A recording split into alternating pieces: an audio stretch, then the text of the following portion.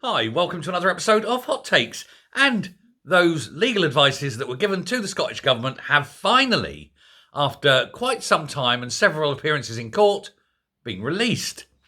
And what do you know? There's been a whole bunch of advisors have all said slightly different things. There was a range. Some said it may have a reasonable chance of succeeding. Some said it has no chance of succeeding. Some say, well, you could try, but, don't be hopeful and so forth. However, the position is in total, if you like, the average position says that it basically shouldn't be done. It's got very little chance of succeeding. Now, emails were shown that were released in this. It's 130 pages, by the way, so it's a big document.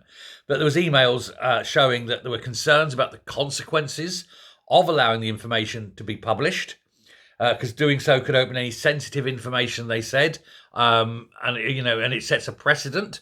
Yes, the precedent being, what? If we release this, people will expect to know lots of things, and we don't want to tell them. We've got to keep everything secret. So that's a bit dodgy. But they have now published it, and it is available on the website. It's a full 130 pages long. So good luck if you want to read your way through 130 pages of legalese. However, it notes that the Lord Advocate, the Chief Law Officer, Bain, considers that the balance is in favour of appealing. Now, that's what Bain said, and she sits in government. So she's biased because she's sitting in that government.